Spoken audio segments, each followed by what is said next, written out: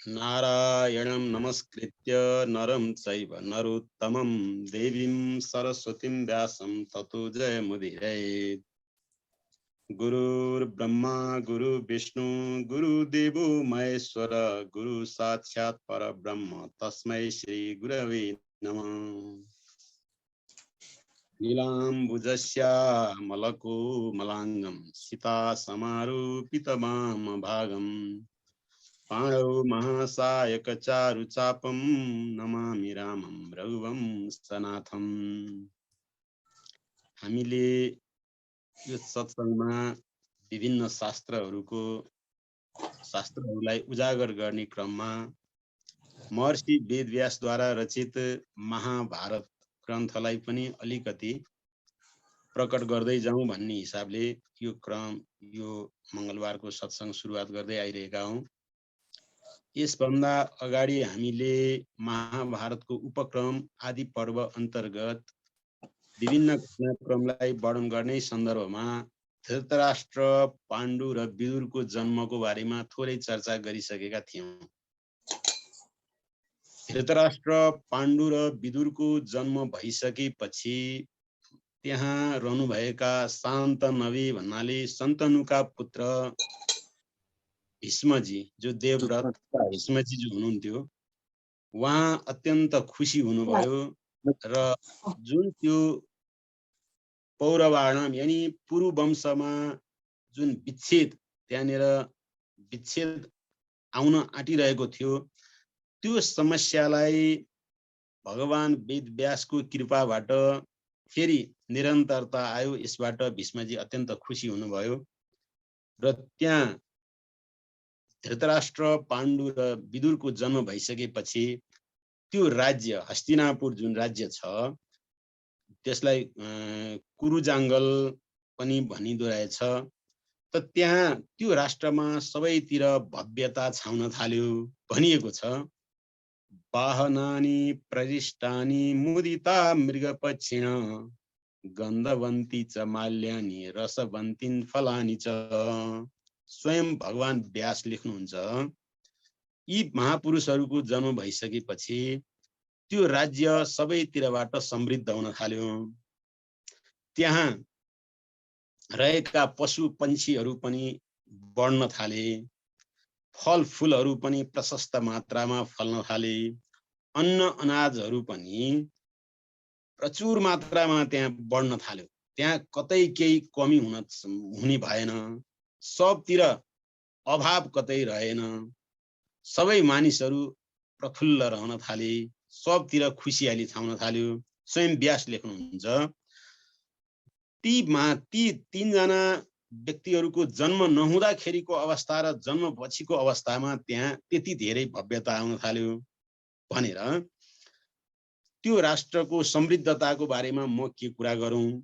त्यहाँ जहाँ चाहिँ अब यज्ञादिहरू हुन थाले, फलफुलहरू प्रशस्त फल्न थाले भन्ने किसिमका कुराहरू गर्न थाल्नुभयो र मान्छेहरूको आँखाबाट आँसु यदि आउँथ्यो भने भन्नुहुन्छ फेरि पनि व्यास, यज्ञको धुवाले गर्दा आउँथ्यो, कुनै पीर बाधा अडचनबाट कुनै व्यक्तिको आँखामा आँसु कहिल्यै आउँदैन थियो भनेर भन्नुहुन्छ। त्यसै गरी त्यहाँ कोही मान्छेहरू भयभीत हुँदैन थिए। कम्पन यदि कहीँ हुन्थ्यो भने मान्छेहरू यदि थरथराहट र कम्पन यदि डराएको अवस्था कहीँ हुन्थ्यो भने केराको पातमा नै कम्पन भएको हुने थियो।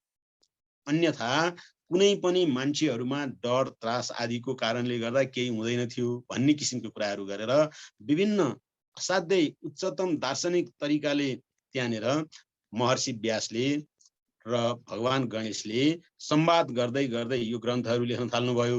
अनि त्यसपछि भीष्मजीले त्यहाँ गफ गर्ने सन्दर्भमा, हुन त धृतराष्ट्र पनि हुनुहुन्थ्यो, पाण्डु पनि हुनुहुन्थ्यो, विदुरजी हुनुहुन्थ्यो, तर धृतराष्ट्र असाध्यै नजिक, हामीहरू अत्यन्त फेमिलियर भन्छौँ नि, असाध्यै मिठो तरिकाले आफ्नो तरिकाले जम्मै गोप्य कुरा गर्ने, गोप्य कुरा सुन्ने, अन्तरङ्ग कुराहरू गर्ने जति भन्छौँ त्यो हिसाबले चाहिँ भीष्मजी विदुरजीलाई लिनुहुन्थ्यो।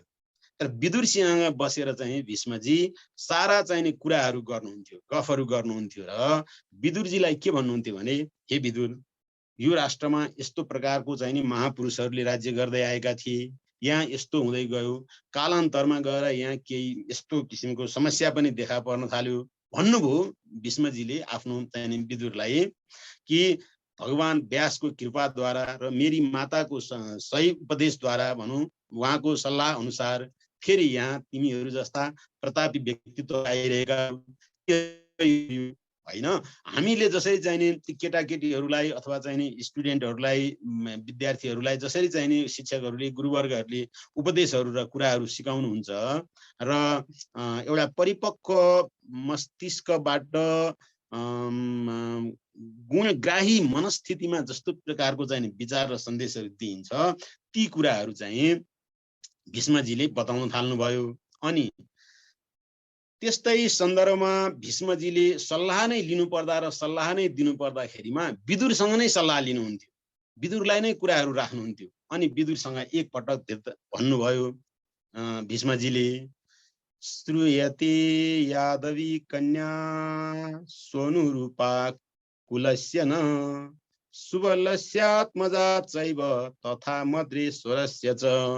भन्नुभयो के भन्नु होला भनेदेखि, हे विदुर, मैले सुनेको छु कि एउटा यादवकी कन्या, सुरसेनकी कन्या जो चाहिँ नि अहिले कुन्ती भोजकोमा छिन्, ती कन्या असाध्यै राम्री छन्, सबै गुणले सम्पन्न छिन्। त्यसै गरिकन सुबल गान्धार नरेश सुबलकी कन्या असाध्यै चाहिँ भव्य र दिव्य विचारकी छन्। अनि मद्र नरेश जुन छन्, मद्र नरेशकी कन्या राजा चाहिँ शल्य कि बहिनी, ती सबैलाई मैले सुनेको छु, तिनीहरूको बारेमा सुनेको छु। यिनीहरूसँग चाहिँ नि यी दाजुहरू भनौँ पाण्डु र चाहिँ धृतराष्ट्रको विवाह गराइदिनु पाए हुन्थ्यो भनेर यस्तो प्रकारले सबै कुराहरू चाहिँ राख्न थाल्नुभयो। पहिला चाहिँ ती बारेमा सबै आफूले सुनेका कुराहरू भीष्मजीले विदुरसँग कुरा राख्नुभयो। त विदुरजी पनि के भन्नुहुन्छ भनेदेखि, तिम्रो के विचार छ, तिमी के भन्छौ विदुर भनेर धृतराष्ट्र र पाण्डुसँग उहाँ गफ गर्नुहुन्न।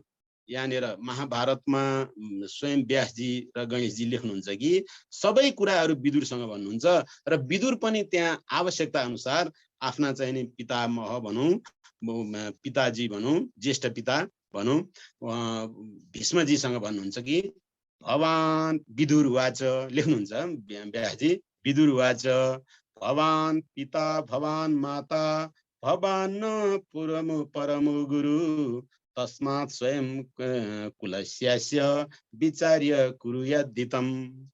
हे हजुर नै पिता हुनुहुन्छ, विदुरजीले चाहिँ अब भन्नुहुन्छ भीष्मसँग, हजुर नै पिता हुनुहुन्छ, हजुर नै माता हुनुहुन्छ, हजुर नै चाहिँ हाम्रा परम गुरु पनि हुनुहुन्छ, हजुरको विचारमा जे आउँछ त्यो कुरा गर्नुहोस्, यसमा चाहिँ नि कुनै आपत्ति छैन भनेर यस्तो प्रकारले विदुरजीले पनि भीष्मजीसँग आफ्ना विचारहरू राख्नुहुन्छ। अनि त्यसपछि भीष्मजीले के कुरा राख्नुहुन्छ भने, हे विदुर, मैले सुनेको छु सुबलकी पुत्री जुन गान्धारी जुन छन्, गान्धार नरेश सुबलकी पुत्री गान्धारी, हाम्रो त यहाँ कुलमा कहिलेकाहीँ यहाँ चाहिँ नि अब झनै वंशच्छेदन हुन लागिसकेको अवस्था थियो। योबाट मलाई बहुत डर लागिरहेको छ। सुबलकी पुत्री जुन गान्धारी जुन छिन्, तिनले महादेवसँग चाहिँ नि यस्तो वरदान प्राप्त गरेकी छन् रे कि उनले पहिले नै मेरा 100 पुत्र हुन् भन्ने यस्तो किसिमको वरदान उनले चाहिँ प्राप्त गरेकी छन्। यस्तो भव्य दिव्य चाहिँ नि विचार राखेर पहिले नै भगवानको आराधना गरेर आफ्ना पछि हुने वंशको बारेमा चिन्तन गर्ने यस्तै प्रकारकी नारी हाम्रो लागि अत्यन्त उपयोगी हुन्छ। त्यसैले म तिमीसँग धृतराष्ट्रको विवाह गराउन चाहन्छु भनेर भीष्मजीले विदुरसँग सल्लाह गर्नुभयो र अनि आफै सुबल राजा सुबल गान्धार नरेश सुबलकोमा भीष्मजी आफै केही मानिसहरू लिएर जानुभयो र सुबलसँग गान्धारीको हात माग्नु भयो कि आफ्ना चाहिने पुत्र धृतराष्ट्रको लागि। सुरुमा त सुबलले पनि आफ्नी त्यति रूपवती कन्या धृतराष्ट्र जो आँखा देख्न सक्दैनन् त्यो कुरा सबै थाहा भइसकेको छ, त्यस्तालाई दिनको लागि कता कता मन अलिकति त के लागेको थियो।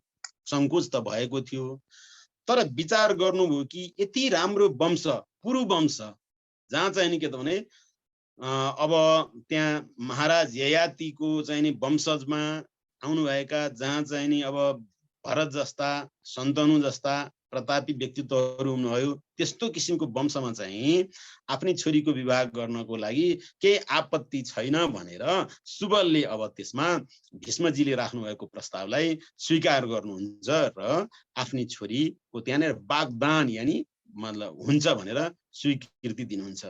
साथसाथै सुबलले आफ्ना पुत्र शकुनीसँग पनि त्यस विषयमा परामर्श गर्नुहुन्छ र शकुनीको पनि अब मनमा के थियो कसो थियो, उनले चाहिँ थोरै अलिकति त्यहाँनिर दिक्क चाहिँ मानेका छन्, तर आफ्नी बहिनीलाई लिएर उनी आएर यहाँ खुसी साथ चाहिँ नि विवाह गराइदिन्छन् र यसरी धृतराष्ट्रसँग राजा सुबलकी पुत्री गान्धारीको विवाह भएको कुरा यहाँनिर लेख्नुहुन्छ। अनि त्यसै गरी अब गान्धारीसँग धृतराष्ट्रको विवाह भइसकेपछि पाण्डुको लागि कुरा गर्ने सन्दर्भमा पहिला नै व्यासजी के गर्नुहुन्छ भने कुन्तीको चरित्रको बारेमा, कुन्तीको इतिहास, कुन्तीको बारेमा थोरै कुरा लेख्नुहुन्छ। सुरु नाम यदुश्रेष्ठ वसुदेव पिता भवत्, तस्या कन्या पृथा नाम रूपिणा सदृशी भुवि।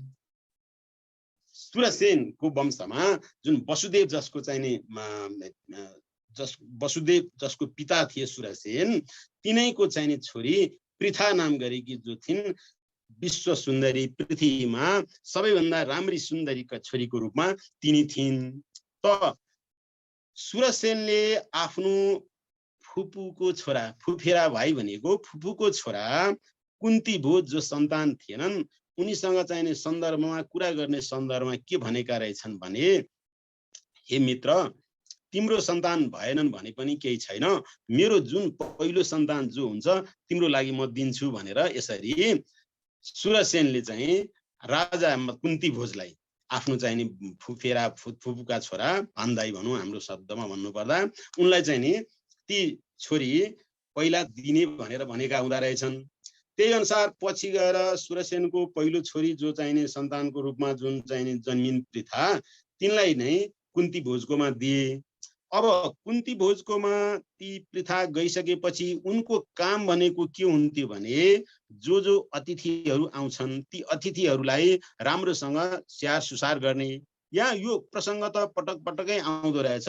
फेरि यहाँनिर चाहिँ आदि पर्व अन्तर्गत यहाँनिर भगवान व्यास यी कुराहरू लेख्नुहुन्छ कि पृथाको काम भनेको आगन्तुकहरू जो घरमा अतिथिहरू आउनुहुन्छ ती अतिथिहरूलाई स्वागत सत्कार गर्ने, उहाँहरूले चाहिँ नि माग्नु भएको चाहना गर्नुभएको चिजहरू पुरा गरिदिने, पूजाको लागि भव्य राम्रा चुनी छानिकन पुष्पहरू टिप्ने, चोखो पानीहरू लगेर राखिदिने आदि इत्यादि कामहरू पृथाले गर्नुहुँदो रहेछ। यस्तै क्रममा एक दिन कुन्ती भोजकोमा दुर्वासा ऋषिको आगमन हुन्छ। दुर्वासा ऋषि आएपछि पृथाले यति राम्रोसँग सत्कार गरिन् ऋषि दुर्वासाको कि दुर्वासालाई कुनै किसिमको अभाव र त्यहाँनिर कुनै किसिमको समस्या नहुने गरेर हरेक चाहनाहरू पुरा गरिदिन्। यसबाट दुर्वासा ऋषि अत्यन्त खुसी हुनुभयो। साथसाथै भन्नुहुन्छ व्यास कि आगामी दिनमा हुने कुरा सबै थाहा छ, यो समस्या पर्छ, यो व्यक्तिको लागि यो चिजहरूको आवश्यकता पर्छ भन्ने किसिमको कुरा दुर्वासा ऋषिलाई थाहा छ। त्यसैले दुर्वासा ऋषिले पृथालाई भनिदिनु भयो कि हे नानी, तिम्रो लागि यो कुनै बेला अति आवश्यक हुन्छ, तिमीलाई म एउटा वशीकरण मन्त्र दिनेछु। त्यो वशीकरण मन्त्र तिमीले जुन जप गर्छौ, त्यसपछि तिमीले जुन देवताको आह्वान गर्छौ या जुन देवता तिमीले चाहन्छौ तिनै देवताहरू आउनु हुनेछ र उहाँहरूबाट तिमीले जे चाहन्छौ त्यही प्राप्त हुन्छ भन्ने यस्तो किसिमको शक्ति दिनुहुन्छ र त्यो मन्त्र दिएर दुर्वासा ऋषि आफ्नोतिर जानुहुन्छ। त त्यही बेलामा अब कुन्ती पृथा जो थिइन्, उनी चञ्चले मन, केटाकेटी मन, उनले चाहिँ नि अब दुर्वासाले दिनुभएको यो मन्त्र ठिक छ कि छैन, हुन्छ हुँदैन भनेर उनलाई त्यो कुतूहलता जाग्यो। त्यसैले उनले चाहिँ नि वशीकरण मन्त्रलाई जप गरेर, मतलब उनले सट्ट हेर्दाखेरिमा सूर्यलाई नै देखिन्, सूर्यकै पूजा गर्थिन्। त साँच्चै सूर्यदेव आउनुहुन्छ कि आउनु हुँदो रहेनछ, यो वशीकरण मन्त्र जुन दुर्वासाले दिएका छन् सफल हुन्छ कि हुँदैन भनेर प्रयोग गरेर हेरे। नभन्दै उनले जो जप प्रयोग गरेको हेरेकोमा सूर्यदेव त्यहाँ आउनुभयो। सूर्य आउनु भएपछि कुन्ती र सूर्यको त्यहाँ संवाद भयो। संवाद हुने सन्दर्भमा, हे देव, मैले यो जानिन, गल्ती गरेँ, हजुरलाई मैले आह्वान गरेँ, यसरी चाहिँ ऋषिले दिनुभएको मन्त्रको प्रयोग गरेँ, हजुर अब फेरि आफ्नो ठाउँमा जानुहोस् भनेर कुन्तीले त भनिन्। त सूर्य आउनुभयो, भन्नुभयो कि हे कुन्ती, म त्यतिकै विफल हुँदैन, यहाँ कुनै ठुलो भव्य घटना हुनेवाला छ, केही छैन, तिमी चाहिँ नि पहिलाको जस्तै नै तिम्रो कन्यात्व, तिम्रो कन्या जुन पन छ त्यसमा कुनै नोक्सानी हुने छैन। तिम्रो पुत्र यस्तो हुनेछ कि कवच कुण्डलले धारण गरेको हुनेछ र त्यो लोकमा एकदमै ठुलो प्रसिद्ध प्राप्त गर्ने खालको हुनेछ भनेर विभिन्न प्रकारका चाहिँ ती आगामी जन्मने पुत्रको बारेमा सबै सूर्यदेवले बताइदिनु भयो र सूर्यद्वारा एउटा पुत्र प्रदान गरेर सूर्यदेव आफ्नो ठाउँमा अन्तर्धान हुनुभयो। अब जन्मदैखेरिमा कवच र कुण्डल लिएको त्यो पुत्र जन्मियो भन्ने कुरा जन्मियो। त्यसपछि त्यो पुत्र को थियो त भन्दाखेरिमा हामीले अघिल्लो सत्सङ्गमा कुरा राखेका थियौँ कि सहस्र कवची नाम गरेको दैत्य जुन थियो, त्यो सहस्र कवची दैत्यले नरनारायणसँग युद्ध गर्ने सन्दर्भमा 979 कवच र कुण्डलहरू चाहिँ नर र नारायणले पालै पालो गरेर सबै सिद्ध्याउनु भएको थियो। एकजनाले नरले चाहिँ त्यो सहस्र कवचीसँग युद्ध गर्नुहुन्थ्यो, अनि एउटा कवच र कुण्डल तोडेपछि नर मरेको, आफू चाहिँ मरेको अभिनय गर्नुहुन्थ्यो। त्यसपछि नारायणले नरलाई बचाउनुहुन्थ्यो, अनि नारायण फेरि युद्ध गर्नुहुन्थ्यो। 1000 वर्ष युद्ध गर्दाखेरिमा फेरि अर्को कवच र कुण्डल तोड्नुहुन्थ्यो। यी कुराहरू हामीले अघिल्लो सत्सङ्गमा गरिसकेका छौँ। तिनै सहस्र कवची चाहिँ के भने एउटा कवच र कुण्डल बाँकी रहेको अवस्थामा, ओहो 979 त सिद्धि भने अब एउटा सिद्धिन त के बेर बाँकी रह्यो र भनेर त्यो भागेर सहस्र कवची भागेर सूर्यकोमा गएर लीन भयो। तिनै सहस्र कवचीको चाहिँ नि अंशको रूपमा कर्ण चाहिँ जन्म भएको थियो भन्ने किसिमको कुरा हामीले अगाडि गरेका थियौँ। अनि सहस्र कवचीको त्यो 1000 चाहिँ नि कवच र कुण्डल तोड्ने सन्दर्भमा एकचोटि नरले प्रयोग गर्नुहुन्थ्यो, अर्कोचोटि नारायणले, यस्तै हुने सन्दर्भमा अब जुन लास्ट चाहिँ नि कवच र कुण्डल तोडिनेवाला थियो त्यो चाहिँ नि नरको पालो थियो।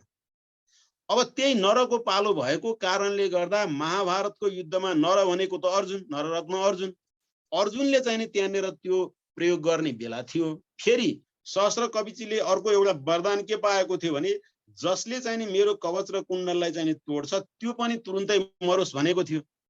यसले गर्दाखेरिमा अब त्यो तोड्ने बित्तिकै अर्जुन फेरि मर्नुपर्ने अवस्था आउँथ्यो। त्यसैले त्यहाँनिर भगवान कृष्ण, इन्द्र आदि सबै मिलेर कर्णसँग त्यो कवच र कुण्डल पहिले नै चाहिँ लिने काम भएको थियो। यो हामीले अघिल्लो सत्सङ्गमा कुरा गरिसकेका थियौँ। फेरि मैले यहाँनिर यो कुन्तीको थोरै परिचय गर्ने सन्दर्भमा र कुन्तीबाट कर्णको जन्म भएको प्रसङ्गको कुरा थोरै यहाँनिर लिएर आएँ। त यसरी कर्णको त्यो बालकको जन्म भएपछि कुन्तीले त्यो बालकलाई आफ्नो तरिकाले लगेर नदीमा बहाइन्। पछि गएर अधिरथले त्यो बच्चालाई फेला पारेर आफ्नी पत्नी राधालाई लगेर त्यो दियो। अनि तिनै राधाले हुर्काउने बढाउने गरेको कारणले गर्दा त्यो बच्चा पछि राधेय नामले चाहिँ चिनियो भन्ने किसिमको कुरा गरियो। र तिनै कुन्ती पछि गएर पाण्डुसँग विवाह गर्नको लागि अब तयार भइन्। यानि भीष्मजीले कुन्ती भोज कहाँ गएर कुन्तीको लागि प्रार्थना गर्नुभयो। त कुन्ती भोजले पनि अब स्वयंवर गराउनु भयो। स्वयंवर गराउने सन्दर्भमा त्यहाँ सबै राजाहरू आएका थिए। त्यसमध्येमा पाण्डुलाई देखेपछि कुन्तीले पाण्डुलाई नै रोजिन् र पाण्डुसँग कुन्तीको विवाह भयो। यसरी धृतराष्ट्रसँग गान्धारीको विवाहको प्रसङ्ग ल्याउनु भयो र कुन्तीसँग पाण्डुको विवाह भइसकेपछि फेरि भीष्मजीले अब के गर्नुभयो त भनेदेखि मद्र नरेश शल्य कहाँ गएर आफ्नी बहिनी शल्यकी बहिनी जुन थिइन् माद्री, त्यो माद्रीको लागि उहाँले चाहिँ अब त्यो प्रस्ताव राख्नुभयो भीष्मजीले आफ्नो चाहिँ त्यो पाण्डुको दोस्रो विवाहको लागि।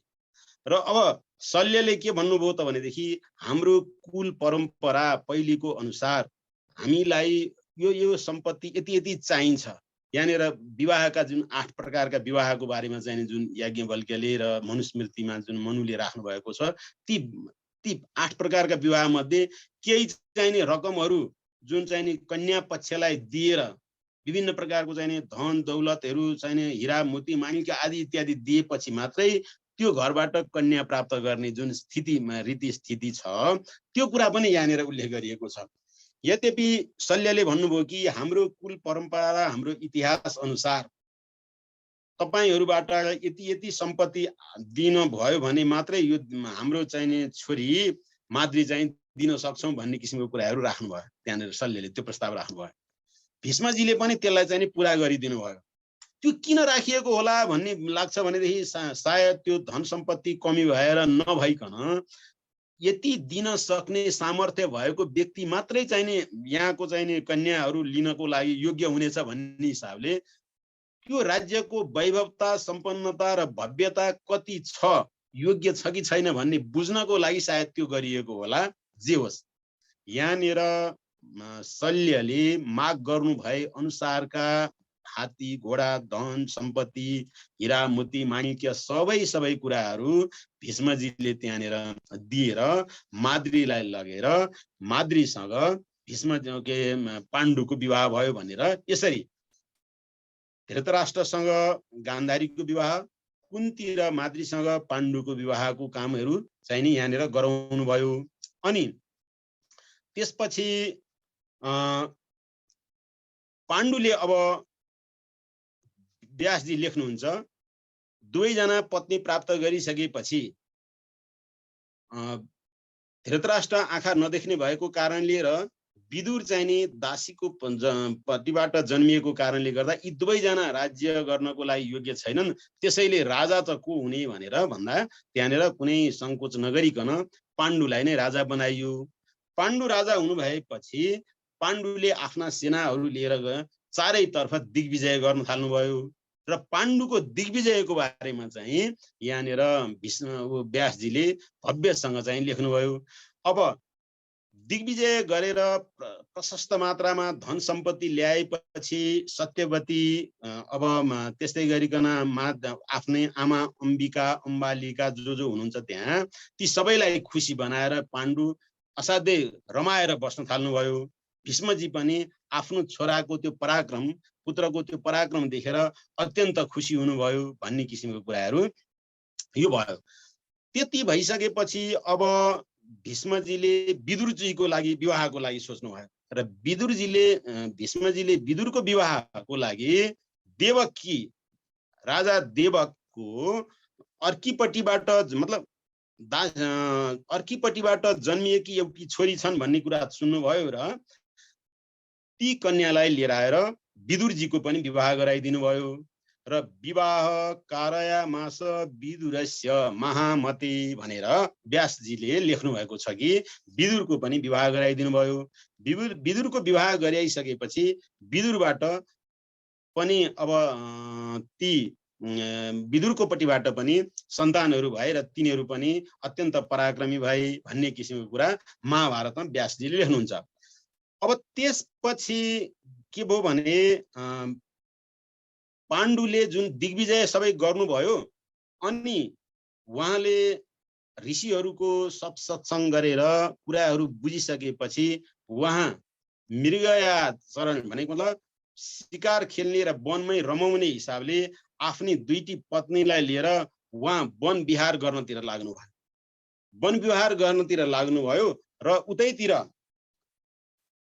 वनविहार गर्दै गर्दै गर्नु थाल्नुभयो। यतातिर चाहिँ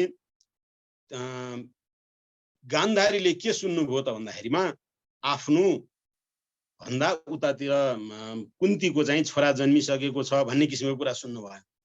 त्यो भइसकेपछि व्यासजीबाट पनि वरदान प्राप्त गर्नुभएको, आफूले पहिला नै महादेवको चाहिँ ध्यान गरेर तपस्या गरेर 100 वटा पुत्र प्राप्त गर्ने वरदान प्राप्त गरिसकेको, तर कुन्तीबाट उतातिर छोरा जन्मिसकेको, आफ्नो चाहिँ नि 200 वर्षसम्म रहँदाखेरिमा पनि 2 वर्षसम्म चाहिँ नि गर्भमा रहँदाखेरिमा पनि बच्चा नजन्मिएको कारणले गर्दा गान्धारीले आफैले चाहिँ नि आफ्नो चाहिँ धृतराष्ट्रलाई थाहै नदिकन आफ्नो पेटमा उहाँले मुक्का प्रहार गर्नुभयो।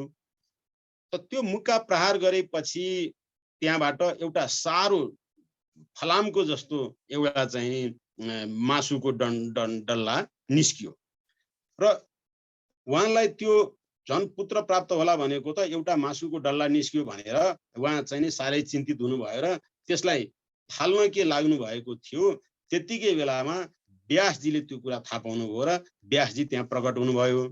अनि तिमीले यो के गर्न खोज्दैछौ भनेर व्यासजीले सोध्नुभयो। हे प्रभु, हजुरले नै वरदान दिनुभएको थियो 100 पुत्र हुन्छन् भनेर, तर अहिले यस्तो प्रकारको एउटा चाहिँ नि मासुको डल्ला यसरी आइरहेको छ भन्दाखेरिमा यसलाई चिसो पानीले सिञ्चन गर्नु भन्नुभयो। र साँच्चै नै चिसो पानीले त्यहाँनिर सिञ्चन गर्दै गर्दा त्यो मासुको पिण्ड, मासुको डल्ला चाहिँ 100 वटा टुक्रामा चाहिँ नि सानो सानो टुक्रामा आफै विभाजित भयो। त्यो भएपछि व्यासजीले ती सबैलाई त्यहाँनिर घिउको भाँडोमा राखेर ती 100 वटा टुक्रा जुन मासु छन् त्यसलाई चाहिँ नि फरक चाहिँ नि भाँडोमा राखेर सुरक्षित गर्नको लागि अराउनु भयो। अब यसलाई फेरि 2 वर्षसम्म यिनीहरूलाई केही पनि नगर्ने र बडा हिफाजतसँग राख्ने भनेर त्यहाँ राख्ने व्यवस्था मिलाइएको कुरा छ। यति हुँदाखेरिमा गान्धारीको मनमा के लाग्यो भनेदेखि 100 वटा पुत्र त हुने भए, यहाँ सबै ठिक छ, व्यासजीको कृपाबाट हुने भयो, तर आफूलाई चाहिँ एउटा छोरी, आफूलाई एउटा ज्वाइँ पनि चाहिएको छ भन्ने हिसाबले उहाँले चाहिँ त्यो मनमा के कल्पना गर्नुभएको थियो। त्यो 100 वटा टुक्रा राख्दै गर्ने सन्दर्भमा त्यहाँनिर एउटा टुक्रा आफै चाहिँ नि के त भन्दाखेरिमा अर्को बढेर आएको, 100 वटा टुक्रा चाहिँ नि बेग्लै र एउटा भन्दा 101 र त्यहाँनिर दुसलाको जन्म, त्यही चाहिँ नि के भयो भने दुसलाको जन्म भएको भन्ने किसिमको कुरा राख्नुभयो। र तिनै यसरी दुर्योधन, दुशासन भनेर यहाँनिर 100 वटा छोराको नामहरू हामीहरूले अघिल्लो चाहिँ उसमा भनेका थियौँ। र अनि दुसला त त्यो 100 बाट 101 कौं चाहिँ नि दुसला भइन्। र यो कुरा भयो भनेर यसरी वैशम्पायनजीले जनमेजयलाई सुनाउँदै गर्दा जनमेजय लाई कौतूहल लाग्यो कि हे प्रभु, हजुरले यो 100 वटा टुक्राबाट 100 जना भाइ छोराहरूको जन्म हुने कुरा त बताउनु भयो, अनि यो पहिला नै चाहिँ उतातिर कुन्तीबाट बच्चा जन्मिएको त्यो कुरा सुनेर गान्धारीलाई चाहिँ त्यस्तो ईर्ष्या लागेको भन्ने किसिमको कुरा आयो। यो अलि चाहिँ नि बुझ्न सकिन भनेर फेरि चाहिँ जनमेजयले वैशम्पायनजीलाई कुरा राख्नु हुँदै गर्दाखेरिमा अब जनमेजयलाई फेरि वैशम्पायनजी भन्नुहुन्छ कि हे राजन, जब दिग्विजय गरिसकेर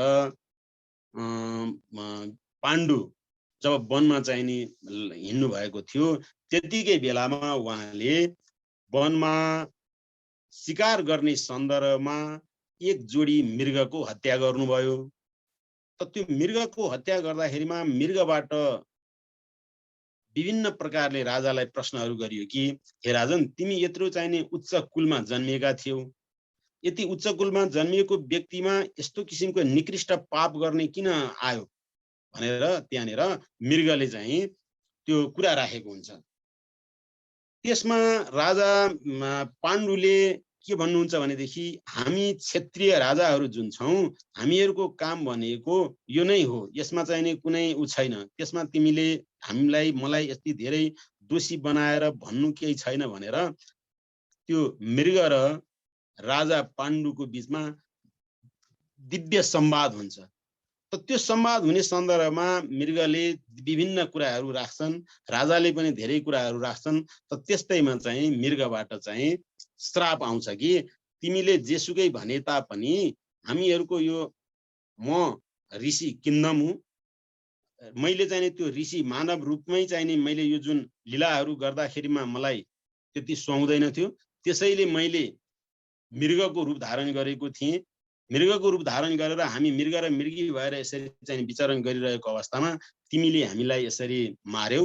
त्यसैले तिमी पनि पति पत्नीको रूपमा आनन्द चाहिँ नि मा बस्न यदि खोज्यौ भने तिम्रो पनि यस्तै हालत हुनेछ भनेर तिमी पनि मर्नुपर्ने छ र तिमीलाई चाहिँ त्यतिखेर यमराज नै चाहिँ नि तिम्रो भक्त भएर आउनेछन्, काल नै तिम्रो भक्त भएर आउनेछन् र तिमीलाई नै हरण गर्नेछन् भन्। यस्तो प्रकारले त्यहाँनिर मृगबाट पाण्डुलाई श्राप भएको हुन्छ। त्यो भएपछि पाण्डुले आफ्ना जति पनि त्यो अब पहिला जुन दिग्विजय पछिको जुन सुख शैल मोज मस्तीमा जुन वनमा गएका थिए, आफ्ना अनुचर सहचरहरू जति सेनाहरू सब लिएर गएका थिए, ती सबैलाई चाहिँ पाण्डुले भने कि अब मेरो दिन राम्रो भएन, अब म सन्यासीको रूपमा वनमा बस्छु, त्यसकारण अब म दरबार फर्कन्न, यो कुरा गएर दरबारमा भनिदिनु भनेर पाण्डुले सबै आफ्ना ती सबै व्यक्तिहरूलाई फिर्ता गर्नुभयो। अनि रानीहरू जुन कुन्ती र माद्री थिए, ती कुन्ती र माद्रीलाई पनि भन्नुभयो कि अब म सन्यास आश्रममा बस्छु, त्यसैले तिमीहरू पनि दरबारमा जाऊ भनेर पाण्डुले भन्नुभयो। पाण्डुले यसरी भन्दाखेरिमा कुन्ती र माद्री दुवैजनाले के भन्यो भने हामी पनि तपाईसँगै वानप्रस्थको रूपमा चाहिँ सहरमा जङ्गलमै बस्ने हो भनेर उनीहरू पनि त्यहीँ बस्न थाले। र यसरी धेरै कालसम्म बस्दाखेरिमा अब पाण्डुले त भन्नुभएको थियो कि म एक्लै चाहिँ नि वनमा बस्ने हो, श्राप मलाई परेको हो, तिमीहरू सबै चाहिँ नि आफ्नो ठाउँमा जाऊ भनेर पाण्डुले त भन्नुभएको हो। तर रानीहरूले त्यो कुरा मानेनन्, रानीहरू पनि वनमा नै बसे। धेरै कालसम्ममा पनि उनीहरू चाहिँ नि अब त्यहाँ बसिरहँदाखेरिमा सन्तान नहुने भएपछि अब पाण्डुले आफ्नै तरिकाले चाहिँ के भन्नुभयो भनेदेखि तिमीसँग जुन देवताहरूलाई वशीकरण मतलब आफ्नो अधीनमा राख्ने जुन वशीकरण मन्त्र जुन छ त्यो मन्त्र प्रयोग गरेर अब तिमी सन्तान प्राप्त गर भनेर पाण्डुले त्यो आज्ञा दिनुभयो। त्यो आज्ञा पाएपछि कुन्तीले त्यही जुन दुर्वासा ऋषिले दिनुभएको वशीकरण मन्त्रलाई प्रयोग गरेर उहाँले चाहिँ अब सन्तानहरू प्राप्त गर्नुभयो। त उहाँ दुर्वासाबाट प्राप्त गरेको वशीकरण मन्त्र सबैभन्दा पहिला उहाँले धर्मराजको लागि प्रयोग गर्नुभयो र धर्मराजबाट उहाँलाई पहिलो पुत्र जुन युधिष्ठिर प्राप्त हुनुभयो। तिनै युधिष्ठिर जन्मिसकेपछि अनि गान्धारीको मनमा चाहिँ के लाग्यो भने आफूभन्दा पछि विवाह गरिएकी कुन्तीद्वारा सन्तान जन्मिसक्यो, आफ्नो चाहिँ सन्तान भएनन् भनेर अनि कुन्तीले आफ्नो चाहिँ गर्भमा मुक्का हानेकी थिइन्। त्यही मुक्काबाट चाहिँ के भयो भने त्यहाँ मासुको पिण्ड जन्मिएको थियो। त्यही मासुको पिण्डबाट व्यासजीको कृपाबाट ती सबै टुक्रा टुक्रालाई चाहिँ बेग्ला बेग्लै भाँडोमा राखेर चिसो जलले सिञ्चन गरेपछि त्यहीबाट चाहिँ पुत्रहरू प्राप्त भए भन्ने किसिमको कुरा गर्नुभयो। र जनमेजयलाई भन्दै हुनुहुन्छ कि हे राजन, त्यही बेलामा सबैभन्दा पहिला दुर्योधन युधिष्ठिर जन्मिएको 2 वर्षपछि दुर्योधन जन्मियो। त्यही दुर्योधन नै जन्मिएको दिन उतातिर कुन्तीबाट भगवान मतलब वायुदेवको चाहिँ आवाहन भयो। वायुदेवबाट भीम जन्मिए। भीम र चाहिँ दुर्योधनको जन्म एकै दिन भएको थियो। उतातिर जङ्गलमा कुन्तीद्वारा भीम जन्मनु भयो भने दरबारमा दुर्योधन जन्मियो। दुर्योधन जन्मेकै दिन यहाँको वातावरण यति कोलाहलमय भयो कि सबैतिर अपशकुनहरू देखिन थाले। यहाँनिर भन्नुहुन्छ व्यास, दुर्योधन जन्मिएको दिन त्यति अपशकुनहरू देखिन थाले। त्यो देखेर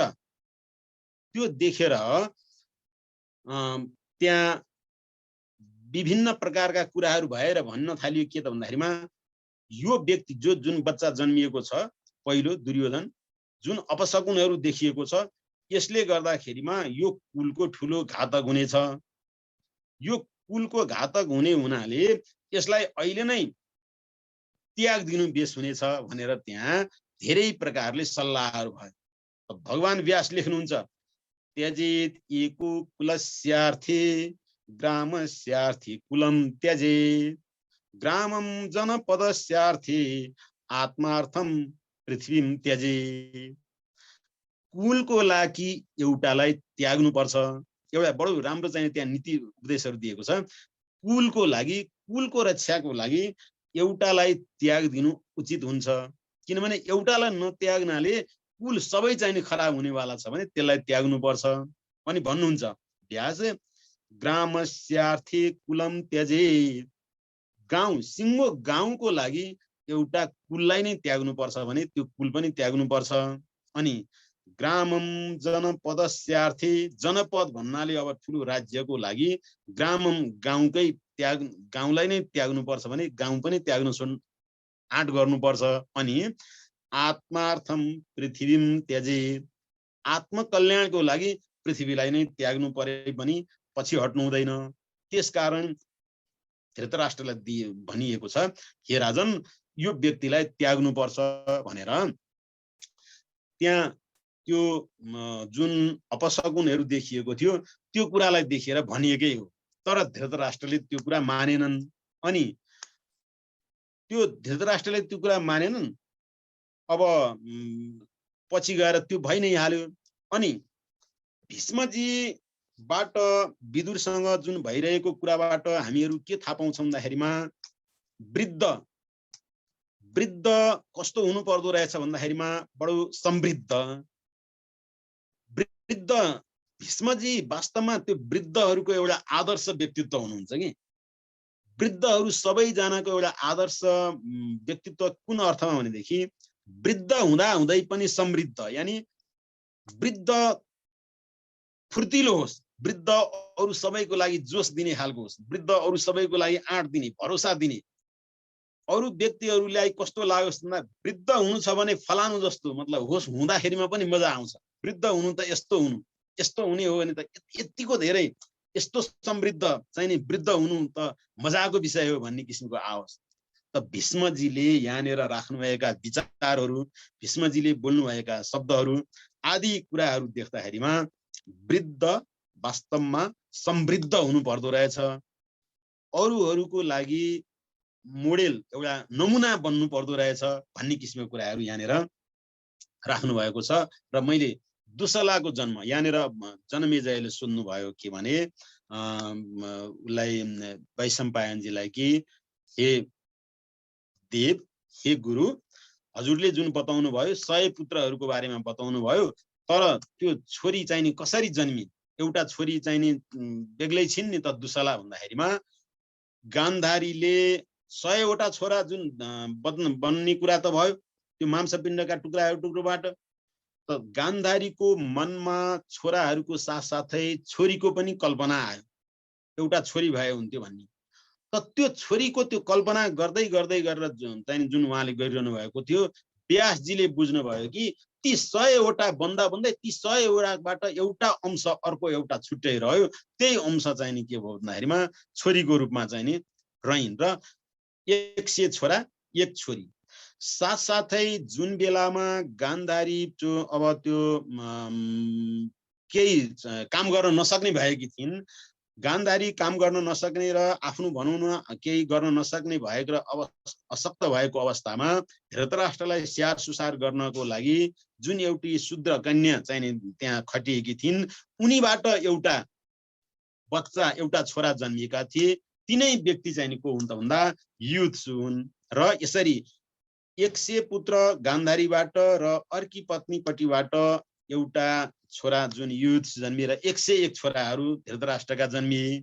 अनि दुसला शताधिका ती 100 मध्ये एक अधिक बढी चाहिँ नि दुसला पनि जन्मिन्। यसरी गान्धारी र शूद्र कन्या पट्टिबाट धृतराष्ट्रका पुत्रहरू भए, यो कुरा लेख्नुभयो। र अनि उतातिर पाण्डुले आफ्नो पत्नी कुन्तीलाई जुन वशीकरण मन्त्र प्रयोग गरेर त्यहाँनिर धर्मराजको आह्वान गरेर युधिष्ठिर जन्मनु भयो। वायुदेवको आह्वान गर्न लगाउनु भयो र वायुदेवबाट भीम जन्मनु भयो। अनि त्यसै गरेर इन्द्रको आह्वान गरेर इन्द्रबाट अर्जुन जन्मनु भयो। यति 3 पुत्र जन्मिसकेपछि फेरि पाण्डुको मनमा के लाग्यो भनेदेखि एउटी पत्नीबाट त 3 भाइ भए, तर माद्री खाली छिन्, माद्रीपट्टिबाट पनि सन्तान भए हुन्थ्यो भन्ने उहाँको मनमा लाग्यो। त्यसपछि उहाँले चाहिँ नि कुन्तीलाई फेरि आग्रह गर्नुभयो कि हे कुन्ती, तिम्रो वशीकरण मन्त्र माद्रीको लागि पनि प्राण देऊ। र कुन्तीमा कुनै त्यस्तो ईर्ष्या डाह भाव त्यस्तो थिएन। उनी त त्यही त रूपेण सदृश भुवि, पृथ्वीमा चाहिँ नि सबैभन्दा चाहिँ नि सुन्दर विचार भएकी, पवित्र विचार भएकी त्यस्तै किसिमकी व्यक्ति थिइन्। त तिनले आफ्नो आफूले प्राप्त गरेको जुन वशीकरण मन्त्र छ त्यो मन्त्र चाहिँ माद्रीको लागि दिइन्। माद्रीबाट अब त्यो वशीकरण मन्त्र जप गर्ने सन्दर्भमा उनले चाहिँ के त भने स्वर्गका जुन राजवैद्य जुन छन् अश्विनी कुमारहरू, ती अश्विनी कुमारहरूको आह्वान गर्नुभयो कुन्ती माद्रीले। त अश्विनी कुमार 2 दाजुभाइ आउनुभयो। त्यसपछि उहाँहरूको अंशबाट नकुल र सहदेवको रूपमा यसरी 5 पुत्रहरू जन्मनु भयो र 2 पुत्रहरू जन्मनु भयो। कुन्तीबाट 3 र माद्रीबाट 2 गरेर पाण्डुबाट 5 पुत्रहरू भए भनेर यसरी भगवान व्यासले ती धृतराष्ट्र र पाण्डुको जन्मका कुराहरू र यो इतिहास बताउनु भयो भन्ने किसिमको कुरा सम्म आजको चाहिँ नि सत्संगमा, आजको चाहिँ नि हाम्रो महाभारत प्रवचनमा यति नै कुरा राखौं। अब यसभन्दा पछि हामीको कुराहरू अगाडि बढ्दै जानेछन् भन्ने विचार राख्दै अब यसमा थोरै अलिकति छलफल गरौं भन्ने कुरा राख्दै आजको महाभारतको जुन कथावस्तु छ यसलाई यति नै गर्दै ओम पूर्णमद पूर्णमिदं पूर्णात् पूर्णमुदच्यते पूर्णस्य पूर्णमादाय पूर्णमेवावशिष्यते। ओम शान्ति शान्ति शान्ति।